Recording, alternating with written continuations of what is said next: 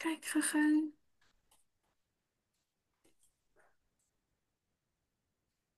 Ons sê baie welkom almal. Dit is Ena Stegman en Dr. Yuri Uberry aan die woord. En ek weet nie of julle my skerm kan sien nie. Ek sien Dr. Yuri se, maar ek kan nie sien of julle my skerm sien nie. Maar soos almal inskakel, wil ek weet waar kom julle vandaan en wat is die lekkerste ding waarvan jy heeltemal te veel geëet het hierdie Paasnaweek? Dr. Yuri, is jy 'n paaseier of 'n hot cross bun mens? Wat het Ja, jy? paaseiers. Nee, Paaseier. paaseiers. Okay, Paaseiers. ek het 'n sjokolade hotcross bun van Woolworths ontdek en ek moet sê dit was my ondergang hierdie naweek gewees. So ons is nou al 1 minuut oor 3. Ek gaan dit nog so 'n bietjie tyd gee vir mense om in te skakel, maar ja, ons wil graag weet waar kom julle vandaan? Laat weet ons in die chatbox en wat het jy heeltemal te veel van geëet hierdie Paasnaweek? Uh Kom ons kyk.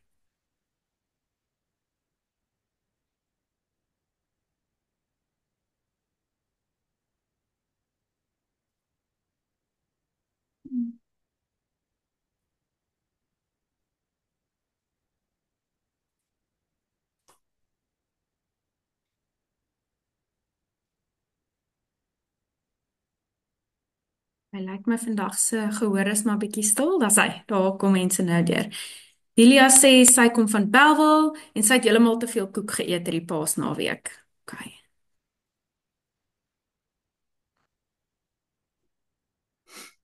Alraight. Nou goed.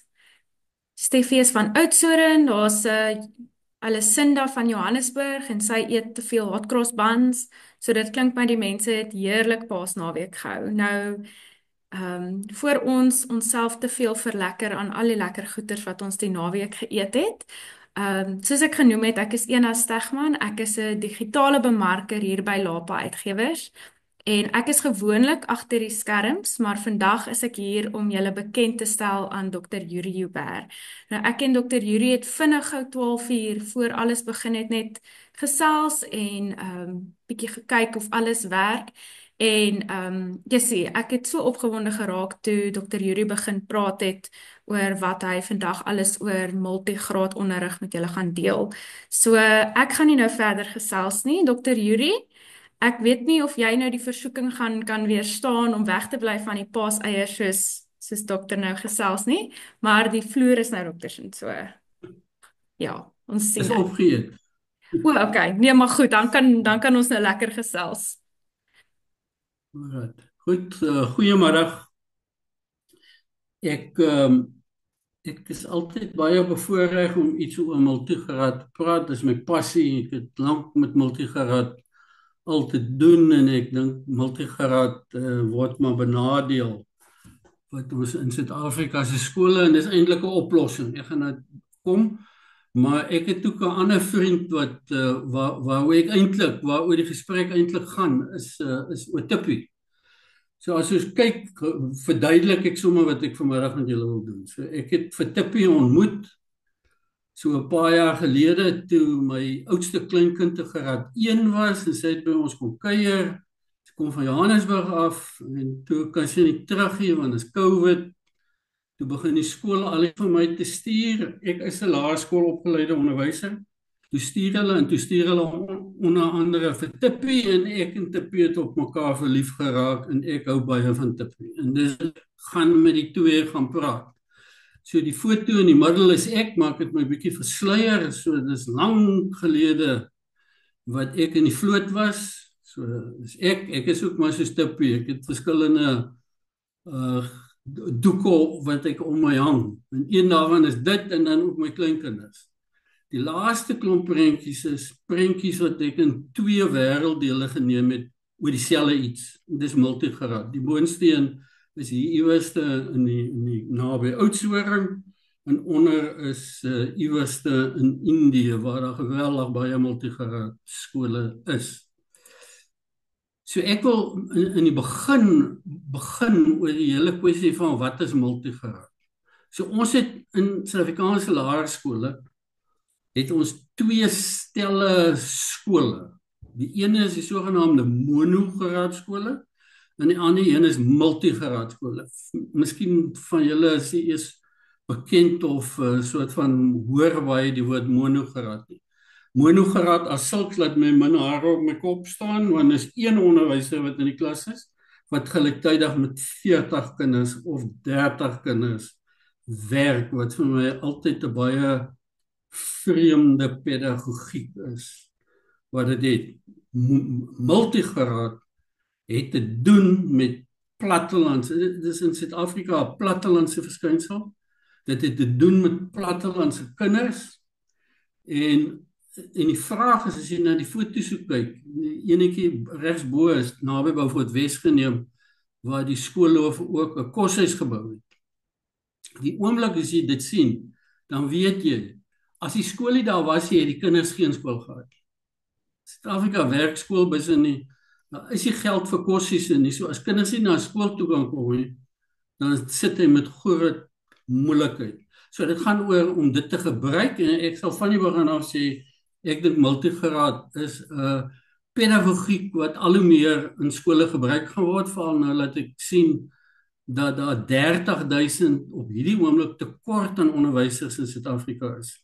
So dan moet 'n oplossing, ek bly in die Wes-Kaap, so ek is baie bewus van die onderwysers wat nie weer terug is na hulle klasse toe nie. So dis 'n pedagogiek wat jou help om op 'n ander manier in jou klasorganisasie dan te werk. En monograad gaan dan oor wat jy die kinders bymekaar sit, maar multigraad is waar jy kinders van verskillende grade gelyktydig onderrig, en ek moet dadelik hoor, jy moet vir CAPS beteken as daar 7 vakke is, dan gaan mense van die onderwysers verwag om 21 vakke aan te bied, wat onmoontlik is.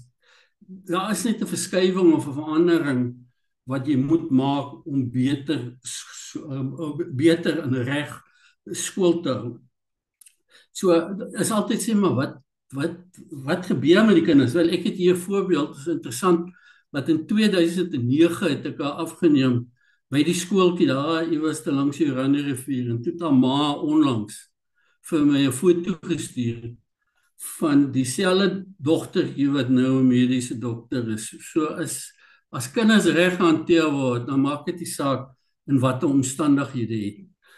So multigraad is ek het dit nou al 'n paar keer gesê, is 'n pedagogiese benadering wat vir jou geleentheid bied om veral in kleiner skole kinders wat van onderrig te verseker en dat jy kwaliteit van onderrig verseker. Ek dink 'n multigraad onderwyser werk ten minste 50-60% kan meer wees as wat 'n monograad onderwyser is. Dit is baie moeilik. Daar is mense wat skole van 'n multigraad is, dan sê die voltydse juffrou van 3 grade en 'n skool waarvoor hulle nie eers baie betaal word. So ek het almekaar verwys na pedagogies. Dis die Europese naam wat hulle gebruik, en pedagogiek is soort van, en ek dink dit beskryf die ou Griekse woord, die kuns om kinders te onderrig. Dit is 'n kuns. Dis nie sommer net iets wat jy doen omdat jy werk het nie. As jy nie daai kuns bemeester nie, is jy in die moeilikheid, want dan gaan die kinders nie dinge sien en leer wat jy eintlik wil hê hulle moet leer nie. So hierdie is 'n voorbeeld, hierdie uitspraak wat sê dat pedagogiek is altyd belangriker as die kurrikulum. So wat die kurrikulum vir jou sê, is belangrik, want dit sê vir jou hoe die inhoud moet wees, maar die pedagogiek, hoe jy die inhoud dra, is uiterste belang. Kan ek net so tussen hakies sê, die meeste van die foto's het ek self geneem. So dis werklik in sulke skole wat ek van praat. So as jy vir se vra, wat is die groot ding wat daar verskil is? Aan die linkerkant sal julle sien sit kindertjies in 'n klas. Dis 'n monograad klas. Aan die regterkant is 'n foto wat ek in Kolumbie geneem het, wat ek maar net so in Suid-Afrika kon geneem het, waar daar baie meer groepwerk is. Groepwerk is nie iets waar een kind ander kinders oorheers nie. Dis 'n plek waar jy geleer word om saam te werk om die probleem, en jy kan nou dink, as jy 3 grade gelyktydig het, dan gaan jy in graad 4 sê dan maar Afrikaans hê, graad 5 het jy geskiedenis en graad 6 het jy wiskunde, en jy moet dit organiseer dat jy by al hierdie dinge dan nou uitkom. So hierdie metode is 'n ding wat mense in die wêreld soort van kry. Dit is baie interessant as jy gaan kyk ook dat dat in die wêreld is omtrent 30% klaskamers. Ek self was seker die een as enige slim ou vir jou wil vertel van die goeie onderwysstelsels in die wêreld, dan verwys hulle altyd na Finland. Ek was in Finland, maar kan meer as 30% van hulle skole kan multigraad wees. Oostenryk, Indië, ek het die beste skoolstelsel wat ek gesien het was in Colombia, waar juist dit baie goed gedoen word. In Afrika is omtrent 50%, ek sou sê in Suid-Afrika minder, want ons weet nie eintlik hoeveel daar is nie, want daar word nooit 'n vraag in enige vraelys gevra, is jou skool 'n multigraad of 'n monograad skool? As daai vraag gevra word, sal ons sien. So ek skat omtrent 8 miljoen kinders van ons kinders is in landelike skole, maar ek sê dadelik dat landelike skole kan ook baie goed wees. Ek ken van die beste skole in die wêreld, sit in die Parel en Stellenbosch en waar ook al, en hulle is landelike skole. So ek praat nie van hulle nie, ek praat van die werklike landelike skole wat ongelukkig soms ook in armoede uit is. En ek sou skat, daar is omtrent so 2 miljoen multigraad kinders op hierdie oomblik wat vandag in die skool was, as hulle almal daar was. Daar bestaan 'n sekere misopvatting. Die misopvatting is 'n ding wat jy verkeerd verstaan. Ons beleef dit in wiskunde, waar hulle kinders verkeerde goed leer en dan, dit word net nooit afgeleer. Hulle doen sekere berekeninge, dis 'n misopvatting. Een is dat die kurrikulum jou meester is. Dat jy alles moet doen wat in die kurrikulum, as jy in 'n multigraad klas instap, is daar beginsels wat jy moet nakom, maar jy kan nie 'n kurrikulum volg, want moet dit verstaan, 3 grade is in een klaskamer. So jy kan nie 3 goed op 'n slag doen nie, jy moet seker goed saam doen. En jy moet alles leer wat in die kurrikulum is. Dis in elk geval in 'n monograad klas is dit ook onmoontlik om alles te leer wat in die kurrikulum is. En ek gaan nie nou iets oor die kurrikulum sê nie, maar ek meen dis die beginsel in die wêreld aanvaar hulle dit en jy moet jou kurrikulum herverpak, moet op 'n ander manier werk. En dit is ook so dat 'n onderwyser moet voortdurend sy tyd spandeer aan 3 grade of 2. Suid-Afrika is die reël op hierdie oomblik dat jy nie meer as 3 grade gelyktydig kan onderrig gee nie. Wat in Engels gesê word 'n daunting task is om dit in elk geval te doen. So dit pas dadelik as ek hiervan praat, wil ek eintlik in 'n breër veld praat van meer vlakkige onderrig. So meer vlakkige onderrig sal van julle vir my dadelik sê, ja, dis diferensiasie. Wel, diferensiasie kan deel van meer vlakkige onderrig wees, maar diferensiasie en meer vlakkige onderrig is nie 'n lesuur wat jy hanteer nie. Dis hoe jy die klas voortdurend en die kinders voortdurend hanteer, want jy sien julle vir Tippie en sy ma en sy ouma en sy neefie in 'n ry stap.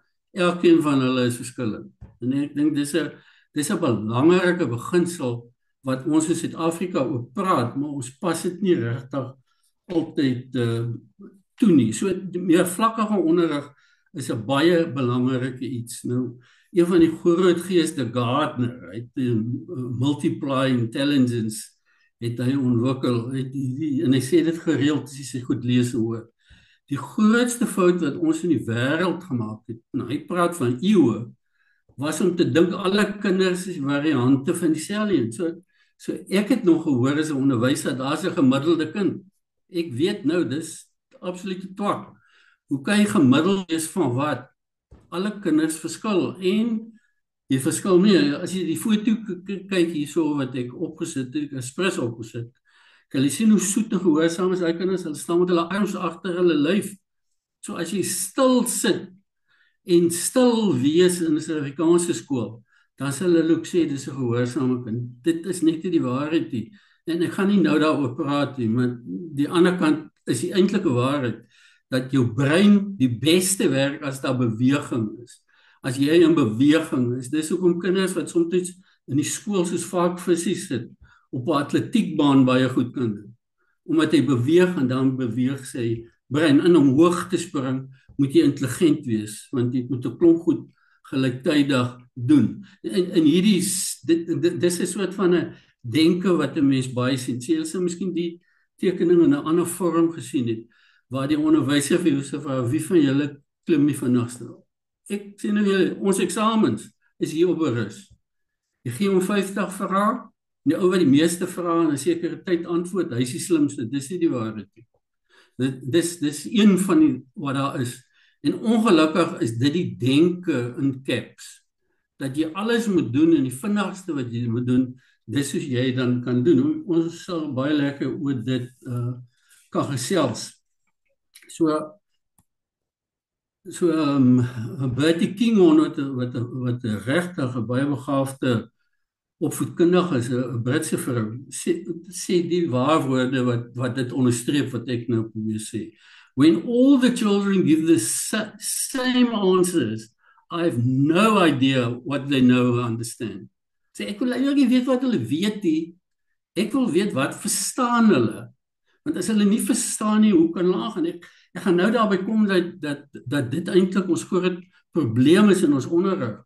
Dat ons nie onderrig dat kinders moet verstaan nie, hulle moet sekere goed ken. En ken het sy plek, maar dis nie die enigste plek nie. So ek het juist nou hierna verwys, dink as 3 goed wat eintlik met mekaar in eens gestrengel is. Jy moet kennis hanteer, maar jy moet duidelik aantoon dat jy begrip het. Ek wag nog altyd vir vraestelle van voorbeelde waar jy nog sê maar in graad 5 klas kan begrip toets in geskiedenis met die vraestelle wat ek sien. So dit gaan oor kennis, gaan oor begrip dat jy verstaan en dan moet jy ook 'n ding doen. So as jy nie doen nie, dan gaan jy sukkel om 'n vaardigheid aan te leer. Kom, ek vra julle gou. As 'n voorbeeld van wat ek nou gesê, ek het 6 prentjies. Kom almal uit Suid-Afrika uit. Ek sal oor elkeen van julle 'n lang stukkie oor kan skryf. Sou jy oor enige van die 6 sin kan skryf? Sal jy 3 sinne oor enige een van die 6 kan skryf? Kom ons vat linksbo en dit, ek gaan nie verder nie. Linksbo, dis nie die kasteel wat gebou is nie. Dis van Riebeeck se fort wat hy gebou het en wat hulle toe afgebreek het, wat nou nie meer bestaan nie. Regsonder, sien julle daai? Is 'n foto wat ek self daar aan Porterville se berge geneem het van sanmense wat dit geskryf of geteken het. Hulle noem dit ook die Porterville galjoen, dis 'n skip. En daai skip is omtrent 500 km van die see af en dit moes geteken gewees het ten minste 400-500 jaar voor Jan Riebeeck in die Kaap aangekom het. So, ek noem dit net, dat as 'n mens wil kennis en begrip hê, as jy nie die kennis het, jy gaan nie begrip. Jy sien die fotootjie in die middel, ja, dit is Tafelberg, maar die ou het net sleg geskilder. As jy 'n foto geneem het, so Tafelberg gelyk het, soos nou, Tafelberg het nie verander. Kan hulle verstaan van wat ek praat, van begrip, en dis wat 'n mens moet hê, as jy wil lees, en as jy wil leer. Bring my nou by die punt. Wat gebeur nou? Wat sê internasionale toetse van ons skoolopset? Sê vir ons kinders verstaan nie wat hulle lees nie. Ek vermoed dat dit is 'n toenemende probleem by universiteite ook. Dat studente by universiteit aankom en hy kan nie verstaan wat hy lees nie. Want dis die klem by ons is. As hy vinnig lees en nice is en sy eksamen goed deurkom, dan kan hy universiteit gaan. Hy word nie getoets, verstaan jy wat jy lees? As jy dit verstaan, is dit wat ek hier probeer maak. So daar's 2 verslae in die afgelope 2 jaar, wat elke 3 jaar gedoen word, Pearl en Tims van 2004. Dit wys dat ons land 'n spiraal is, dat ons fundamentele onderrig van geletterdheid is besig om vinnig agteruit te gaan. Die skokkendste vir my was die nuutste een wat Paul beweer, dat 82% van ons graad 4 kinders, dit bedoel dat hierdie kinders kom nou deur graad 1, 2 en 3, en as jy in graad 4 kom, dan weet jy nie wat iets beteken. So wat vra ek myself af? Word hy dan van die begin af reg en goed gehelp om te leer? Want as ek nie kan verstaan nie, dan is ek eintlik in groot moeilikheid. So, hoekom sê dit, dis nie wat ek sê nie, dis wat sogenaamde geleerde mense op hierdie oomblik sê, hoekom is ons in hierdie soort van krisis? 1, dat grondslaggefase onderwysers sukkel om lees effektief te onderrig. Daar is 'n reuse studie in die Amerikaanse skole juis oor dit. En by 2 laat ons lae inkomste skole sukkel om genoeg teks te kry dat hulle kinders kan lees, want hulle kom uit huise uit waar hulle lees. Ek weet ook nie wat kinders deesdae lees nie. Daar is nie meer koerante nie, daar is nie tydskrifte nie. Hulle is net met die selfoon. Ek dink jy moet die selfoon afvat dat hulle moet begin lees op papier. Maar anders dan gaan dit net al hoe erger raak. Dan is daar 'n taalkwessie, laat ons sê alles is in Engels, as 'n voorbeeld. Maar kindertjies wat Xhosa groot word of Zulu groot word, Afrikaans, moet dan skool toe gaan in Engels. Dit maak hulle net heeltemal te mekaar. En dan ongelukkig is dit so dat ek dink dat dit dink ek die vierde een, dat opleiding universiteite vir onderwysers eintlik regtig goeie leesonderrig vir studente aanbied, want die syfers wys dit. As die syfers anders is, kan ek dit nie sê nie, dan is ek verkeerd. Nou, ons praat hier van wat die Amerikaners sê, the science of reading. Dis die wetenskap is lees. Dis nie van ek vat 'n boekie, nou lees ek dit. Daar's goed wat ons nou in die wetenskap al kan bepaal. As jy nie dit doen nie, gaan jy nie kan lees nie. So daar's 2 fases. In fase 1 is graad 1 tot 3 en die Amerikaners het nou so ver gegaan. Dit was nie Trump nie. Dis die Amerikaanse skoolstelsel wat gesê het as 'n kind aan die einde van graad 3 nie kan lees nie, maar hulle het leesvaardighede, ons het dit nie. So ek weet nie hoe ons meet of 'n kind kan lees nie, maar as hy teen graad 3 se einde nie kan lees nie, dan kan hy nie na graad 4 toe aangaan. As hy in graad 4 instap, is dit die tweede fase waar hy lees om te leer. Want dis wat ek eintlik in die skool doen. Ek wil hom nie handboeke gee om sy rug. Hulle het nou byvoorbeeld begin probleme optel in Suid-Afrika, soos in Amerika, dat die kindertjies in graad 4 se rug probleme het. Hoekom? Omdat hulle sakke op die rug dra en die boeke is doodeenvoudig te swaar. En wie sê dis nodig dat jy al die boeke het? So ek dink dis 'n belangrike iets, hierdie wetenskap van lees. Fase 1, jy leer om te lees. In daai tyd moet jy die goed doen wat die wetenskap vir ons sê, en dis 'n wetenskaplike funksie. Fase 2 is dat ek nou kan begin lees gebruik om vir my te leer dat ek kan voorberei om na die hoërskool toe of na die universiteit toe te gaan.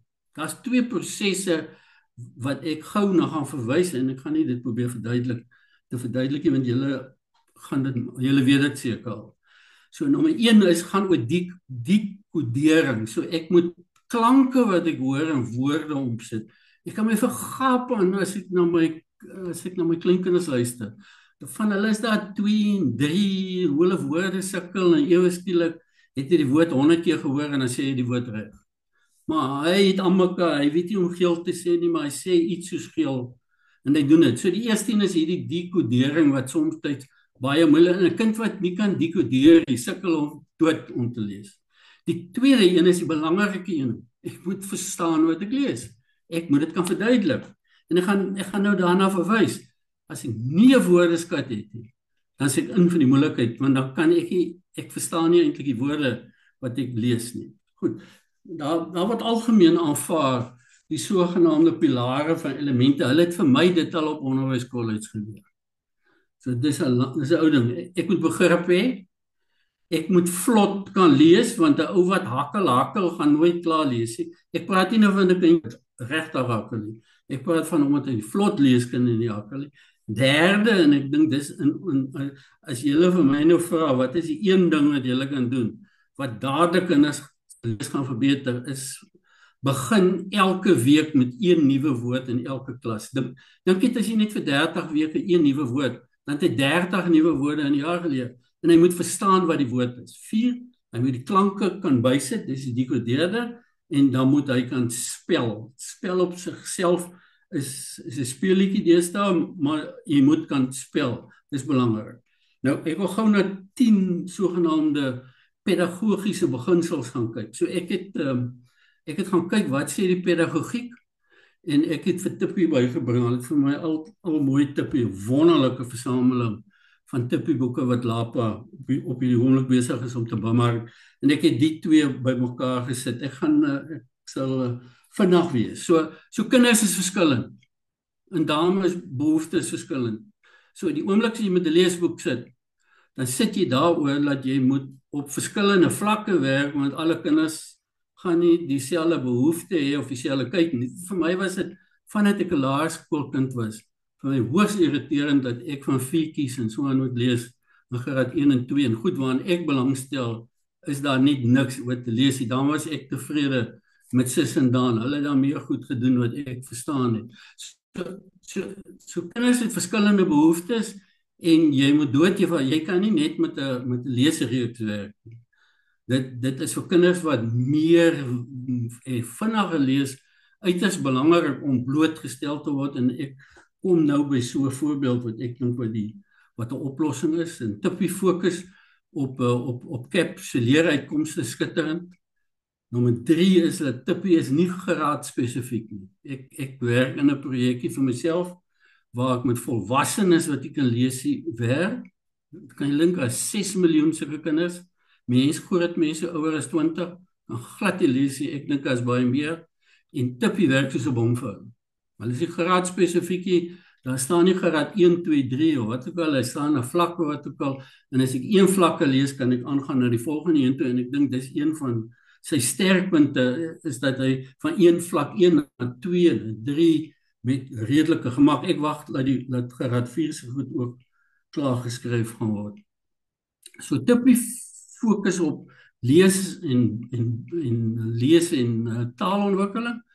Dis 'n progressiewe leesboek wat soort van aktief jou voorkennis. Ek dink dis 'n ding wat so belangrik is, dat dit wat jy weet moet gebruik word as daar iets nuuts vir jou aangeleer word. En as 'n onderwyser beplan, en dis kom die volgende een, beplanning is dit uiters belangrik dat 'n mens begin deur by kinders te weet wat weet hulle alreeds. Want as hulle dit alreeds weet, vra vir my, dan is dit hoogs vervelig om goed te hoor wat jy alreeds weet. En ek weet daar's baie kinders in 'n klas, maar dis die beginsel van 'n individu wat ek probeer praat. Nommer 7, Tippie glo kinders moet aktief betrokke wees. Kinders moet beweeg en aktief betrokke wees. Hoekom doen kinders so goed in sport? Want daar is beweging. Is dit die domme ouens wat sport goed doen? Daar is seker domme ouens.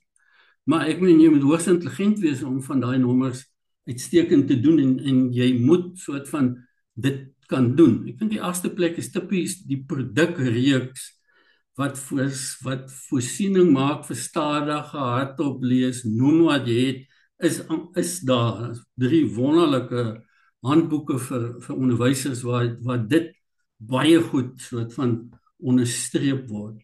En dan die laaste een, dat die Tippie boek is vir my baie sistematies uiteengesit en bevat al hierdie onderbou vir jou wat jy boontoe lees. So hy help vir jou om van 1, 2, 3 te lees, en jy kan te jou eie spoed lees. En die probleem is nou, as jy by 3 uitgekom het, is daar niks na 3 nie. Ek het verder gegaan met my eie omswervinge met Tippie, en het lyk vir my of daar ook 10 goedjies is. Een, dis die lettertypes wat gebruik word, is dit wat internasionaal voorgeskryf word vir kleinkindertjies. Dit maak 'n reuse verskil.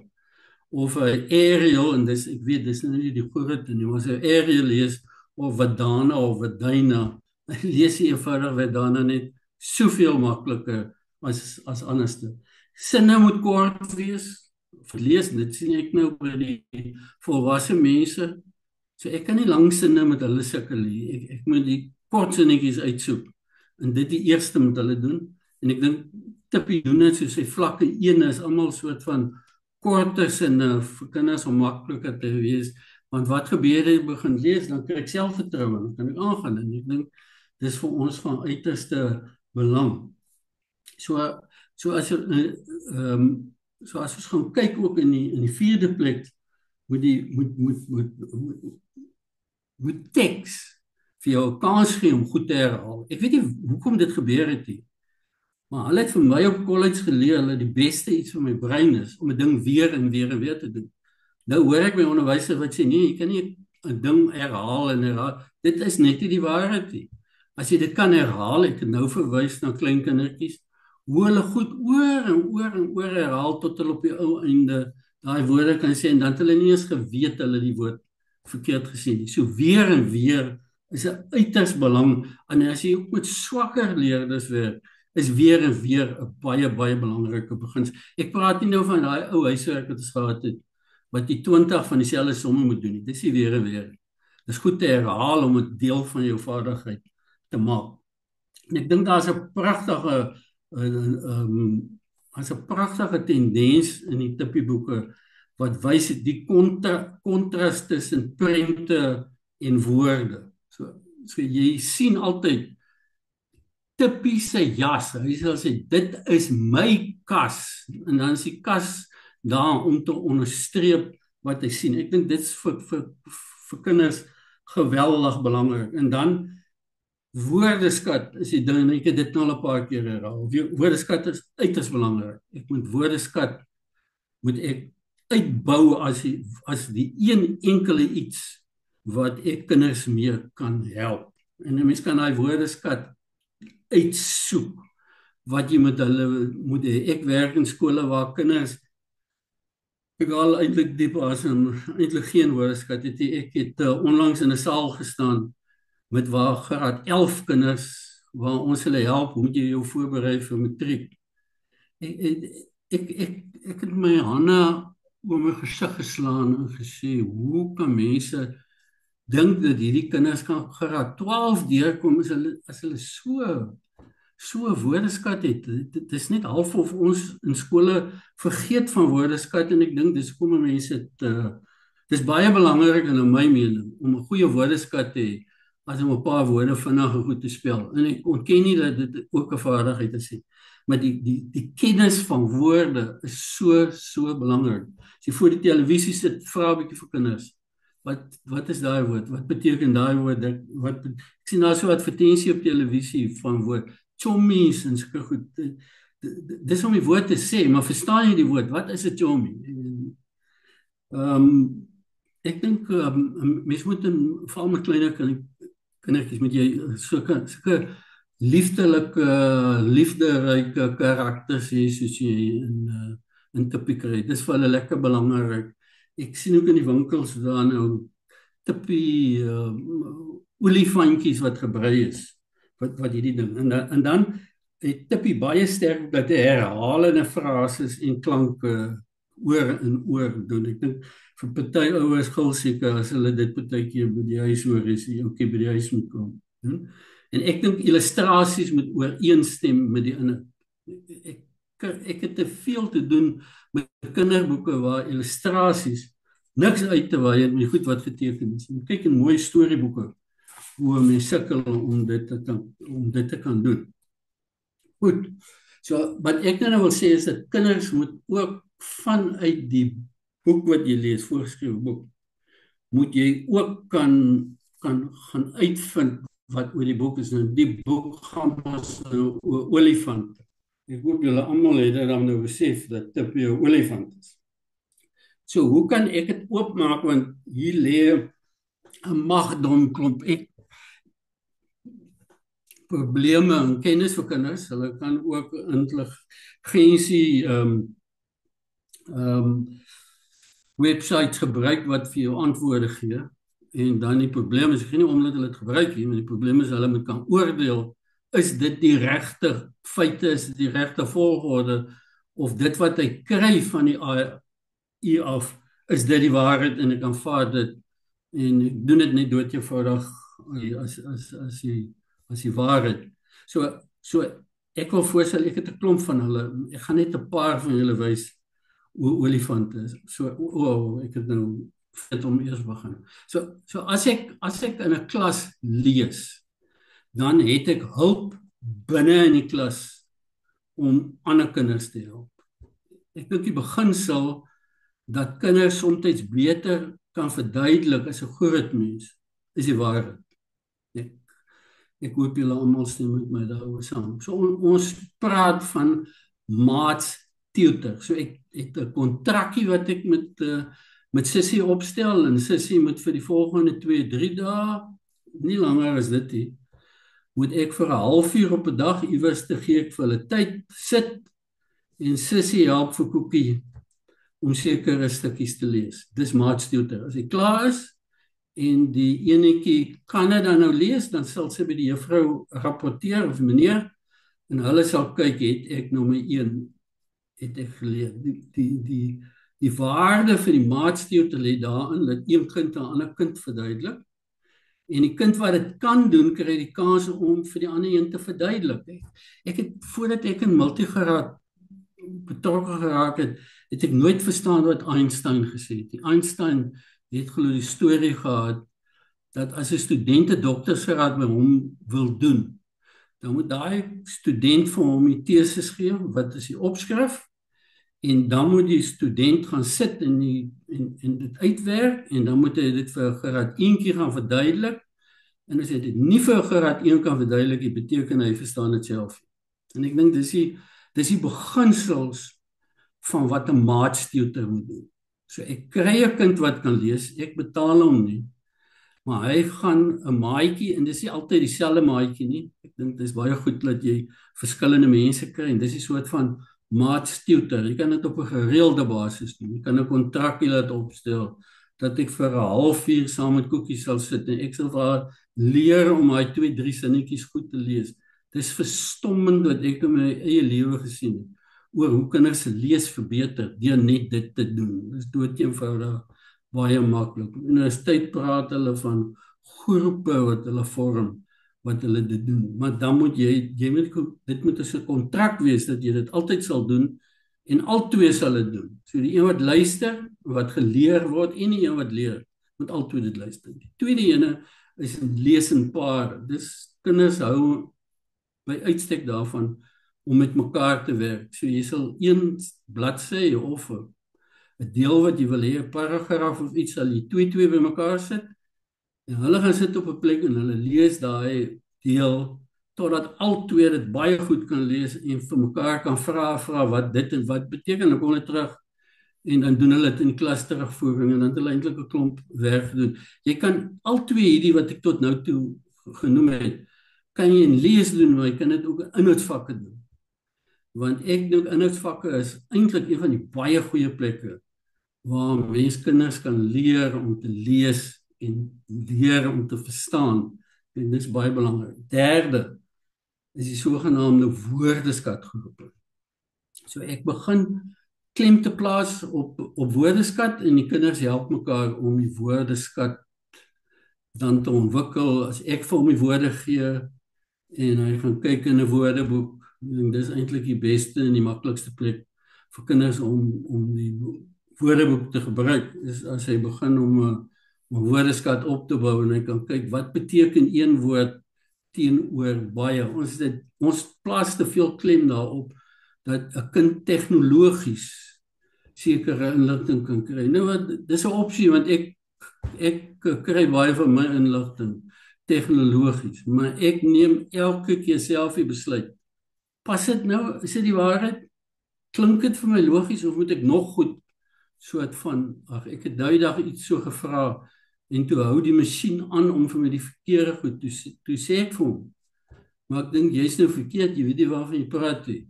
Toe sê hy, is baie jammer, hy sal verder uitvind. Toe sê ja, dit is nou 'n masjien wat dink hy's 'n mens.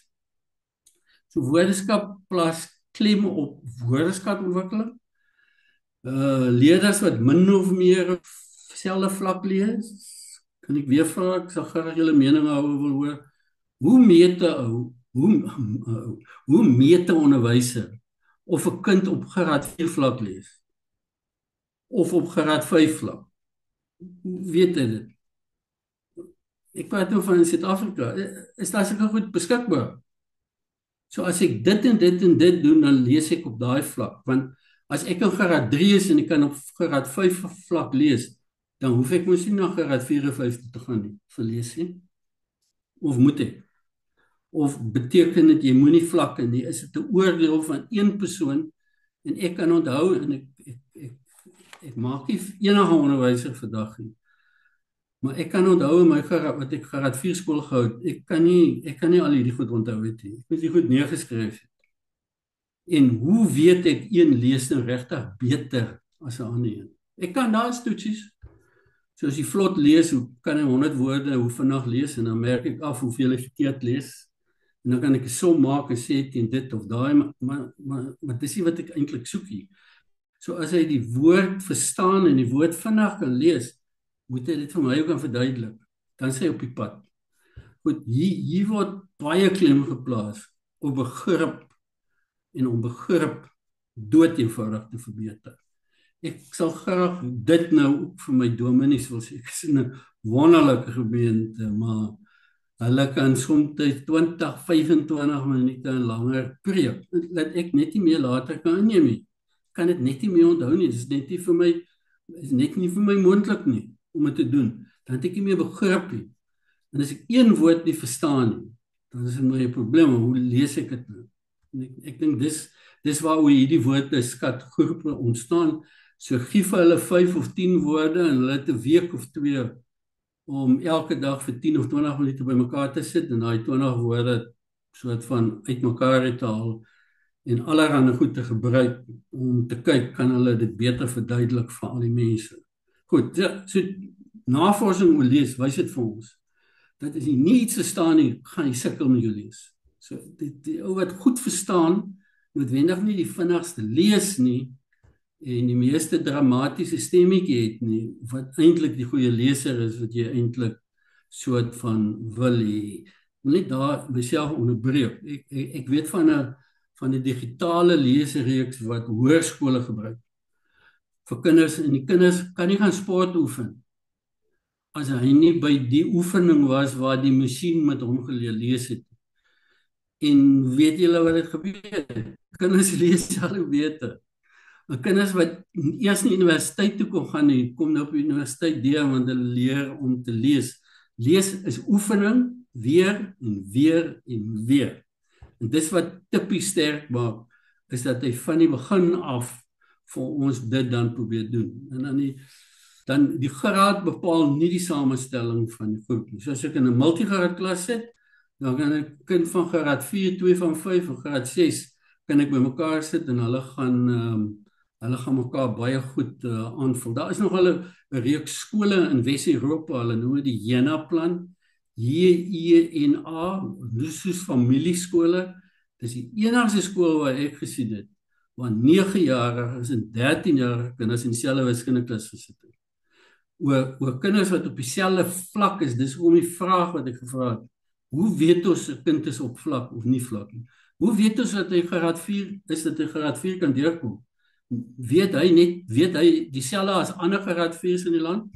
Of is dit maar iets wat ek as onderwyser vir hom moet bepaal en sê dit is so? Ek vra die vraag, ek sê nie dit is so nie.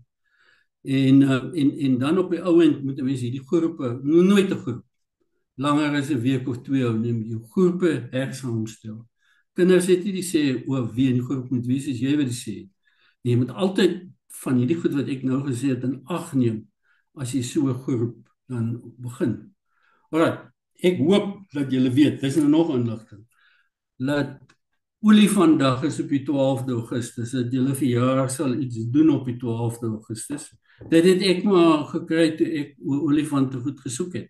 So daar's 3 kenmerke wat as ek soek, as ek wil 'n kind laat lees en laat verstaan, so ek moet bepaal wat wil ek hê moet hy kan lees of leer. Hoe wil ek kontroleer of hy dit verstaan? Dis die groot vraag. So ek sê gaan lees dit, hoe gaan ek kontroleer? Hoe gaan ek seker maak dat hy dit wel gelees het? Want as ek hom huis toe, buite toe stuur en ek kan nie kontroleer nie, dan mors ek mos nou my eie tyd en sy tyd. Watter leer- en onderrigaktiwiteite gaan ek gebruik om dit te kan doen wat ek nou van gepraat het? En dan kan ek nou al hierdie slimmighede leer. Dit is vreeslik interessant dat ek nou die dag bygestaan het, hoe 2 3-jariges praat van die Loxodontus cyclotetus. Toe vra ek vir hulle, wat is dit? Ek weet nie. Toe sê hulle net, dis 'n soort woudolifant. En hulle het dit eerste geleer. Hulle het saam met een se pa in die bos gestap en hulle het paddastoele afgepluk of uitgetrek. Hoor hoe hulle daai goed soort van verduidelik om dit te doen. Ek kan dit makliker maak. Kort, vinnige woorde sê, alles oor die olifant, sy tande, en dan kan jy dit ook moeilik maak, 'n bietjie anders te stel wat ek nou met julle oor gepraat het. En dan dink ek persoonlik dat die olifant is sekerlik een van die mees indrukwekkendste diere op aarde. En dan gaan ek aan en dan kry jy ook omgewingsstudie vrae hier. Ek kan nou vir julle vra, wat sien julle hierso? Dis 'n ding wat ek dink 2 jaar gelede in Kenia gebeur het. So hulle is besig om geweldig mense wat olifante doodmaak. Soos ons nou maar met die renosters is. Olifante en hier is iets soos, ek dink was 480 tanne, soos 240 olifante wat doodgemaak is, en die Keniaanse regering het dood vir die tanne aan die brand gesteek en gesê, ek hoef julle wys, julle gaan nie dit gebruik vir ornamente nie, dis verby, ons gaan dit uitbrand. Dat hulle ophou om aan die olifante dood. En dan wil ek afsluit deur te sê, ek het begin daarmee te sê, dat ons het 'n 30,000 tekort aan onderwysers, word beweer, en as jy in die wêreld gaan kyk, praat hulle van daar moet 1,9 miljoen nuwe onderwysposte geskep word, en dit kan aangaan. Dit lyk net vir my, asof die tekort aan onderwysers gaan in die volgende paar jaar ongelooflik dringend raak. En ek glo multigraad is 'n oplossing dat meer kinders goeie onderrig kan kry. Baie dankie. Baie dankie Dr. Hubert. Dit was verskriklik interessant geweest. Ek dink jy kan sommer gou net 'n kruisie klik daar dat jy jou skerm kan ophou deel. Maar ja, ek dink iets wat vir my nogal uitgestaan het is die feit dat Finland, dat omtrent 30% van die skole daar multigraad skole is, want mens dink amper dit is half net iets wat in landelike skole of jou plattelandse skole gebeur. So dit is my baie interessant dat Finland ook Kan ek nie vir jou onderbreek nou? In Europa het hulle plattelandse skole, baie. Soos jy in België, Holland, is daar plattelandse skole. En dis soos hulle dit bedryf. Ja, nee, dit is fantasties. So ons het, terwyl dokter gesels het ons 'n paar vrae gekry. So iemand het gevra, monograde en multigrade word baie keer onder dieselfde kam geskeer en die uitkomste wat die departement dan verwag, is baie keer dan nie in lyn met wat in die multigraad klaskamer gebeur nie. So hoe spreek mens dit aan? Alright, dus jy moet die onderwysdepartement bekeer dat hulle verstaan. Dit is uit, daar's een curriculum, die probleem lê eintlik oor hoe die curriculum geïnterpreteer word. Die curriculum word geïnterpreteer in Suid-Afrika, dat almal moet alles doen wat in die curriculum is. Dit is doodjevoudig net nie. Daar's ander soorte van skole. As jy Holland en België kom, dan kry jy duisende soorte skole. So daar's seker goed wat jy moet voorskryf. So dis kom ek die vraag ook gevra het. Hoe weet ek 'n kind is goed genoeg om graad 4 deur te kom? Watter vlakke het hy deurgegaan? Ons curriculum beskryf dit glad nie. Hy sê vir jou wat jy moet doen. So dit is maar 'n lang geveg. Ek kry nogal 'n bietjie my sin weer. Ek het in die afgelope paar maande 'n hele paar artikels in nasionale nuusblaaie geskryf. Ek het eers vir buitelandse goed geskryf en hoe ouer ek raak, hoe meer besef ek, dis nie die ouens wat dit moet lees nie. En die reaksie wat daar is, dat mense verstaan, maar die kernprobleem wat daar is, dat ons nie oplei vir multigraad. Ek sal graag by die onderwysers wil hoor, hoeveel van hulle was by 'n plek waar hulle opgelei multigraad. Ek dink dit gaan 0 wees.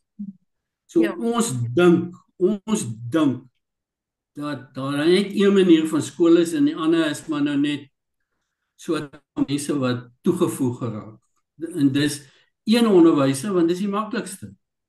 So vir 'n vakadviseur om te sê, as jy wil wiskunde aanbied, is dit die manier. 'n Multigraad onderwyser het nie daai leksheid nie, hy moet sy 3 grade se wiskunde, moet hy nie sy spesialiteit doen nie, maar hy moet dit doen. Jy moet seker goed voorberei.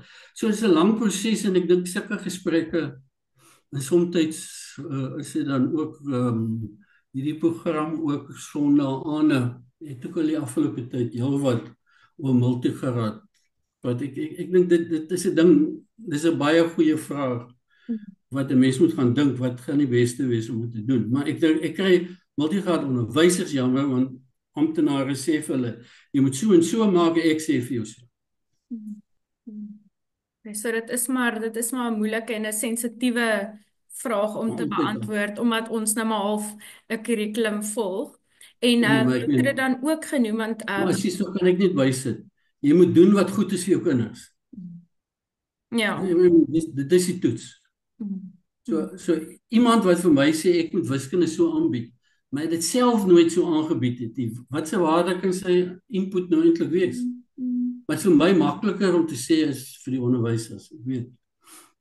Ja, ek dink dit is dan ook soos dokter gesê het waar sulke gesprekke ook belangrik is, dat ons Ja. mekaar kan ondersteun en kan help en saam aan planne dink. Hoe ons die kurrikulum en dan die kinders se behoeftes so half bymekaar kan bring.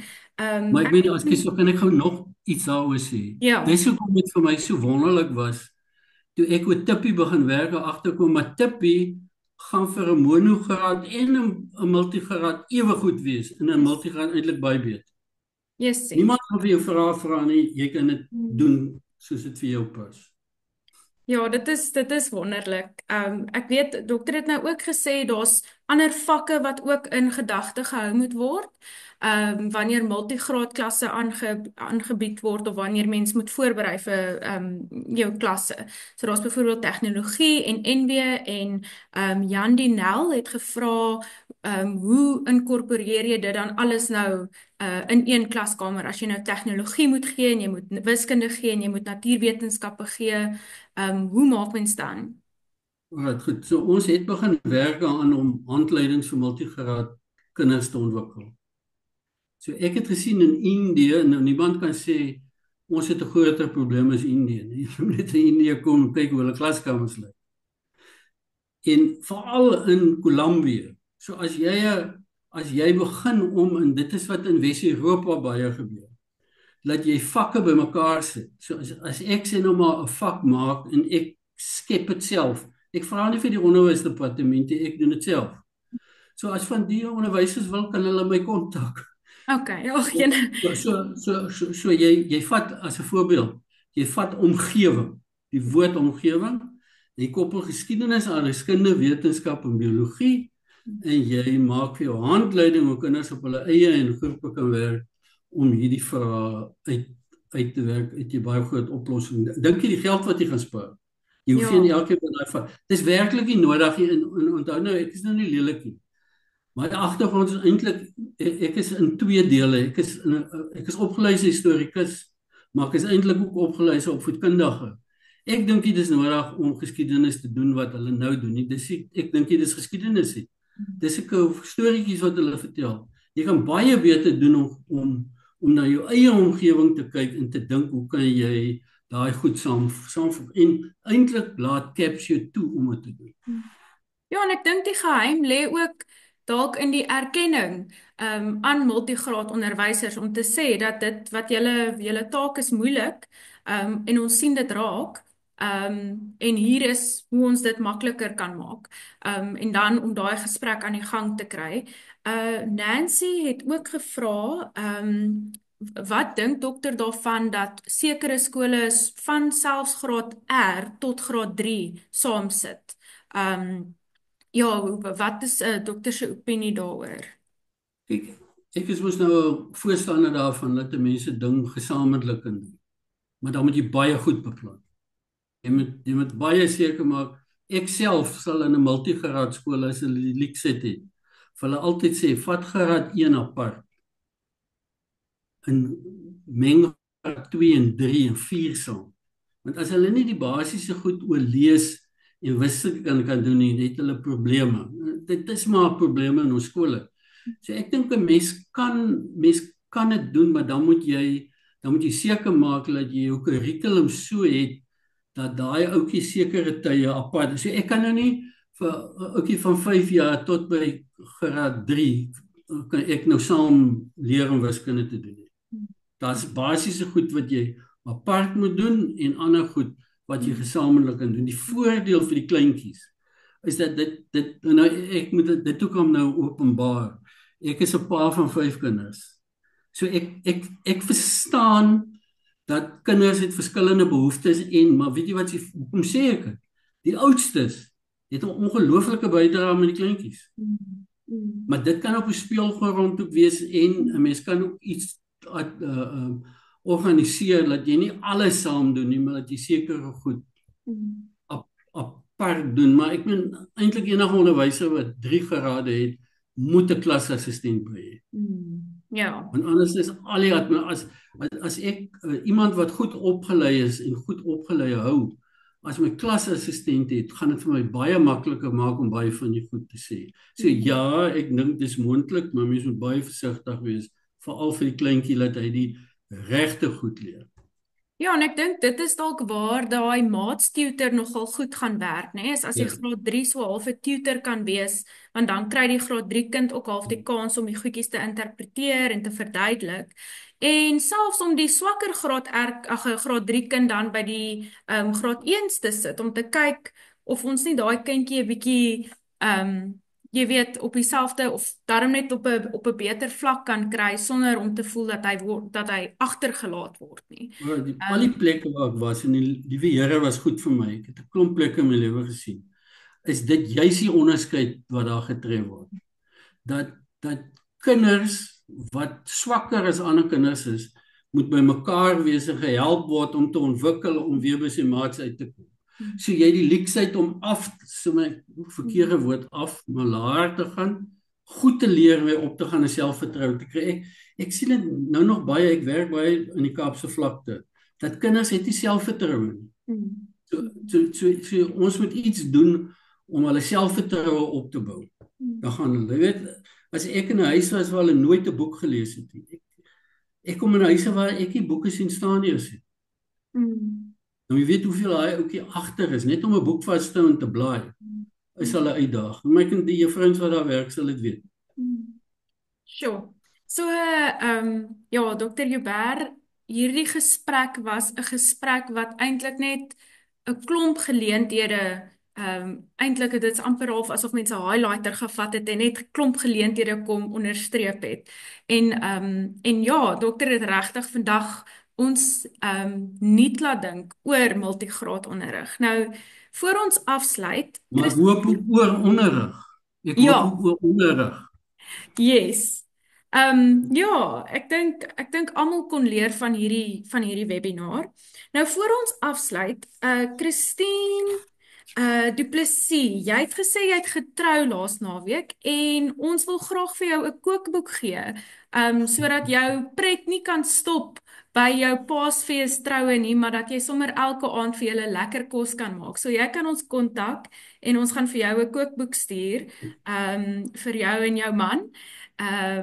En dan wil ek ook net sê ons het nog 'n webinar die 24ste April. Nou hier gaan ons gesels oor tippie in die graad 1 tot graad 3 huistaal klaskamer en ons gaan kyk na die splinternuwe volledige huistaalpakket.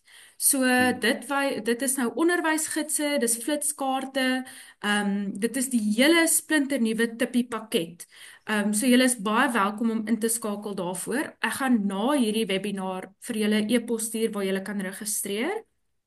En dan Dr. Joubert gaan ook 2 werkswinkels vir ons aanbied. Een in Caledon en een in Wellington. En ons gaan vir julle die besonderhede daarvan ook stuur. So as jy in hierdie area is of omgewing is, ek dink nie julle wil dit misloop nie. Dit gaan 'n fantastiese geleentheid wees. En dan die laaste ding, Reinet Lombard, een van die mede-ontdekkers van Tippie, het ook ingeskakel vandag en sy stuur vir my 'n boodskap gedurende die webinar, sy luister saam en sy sê, Dr. Joubert praat Tippie se taal en ek vra toe vir hom, wil sy nie gou net 'n boodskap stuur vir almal, of net vir Dr. Joubert om dankie te sê nie, en sy het toe. En sy sê, baie dankie Dr. Joubert, jy het Tippie se hart vasgevang. Ons glo ook kinders kan leer in die grondslagfase sodat hulle kan lees in die intermediêre fase. Mono of multigraad klasse kan ons almal saam die verskil wees wanneer ons anders dink oor leer en lees. Kinders wat met begrip kan lees, is kinders wat met begrip kan floreer. En daarom sê ons dankie dat dokter ons nie laat dink het oor onderrig. Baie dankie. Dankie.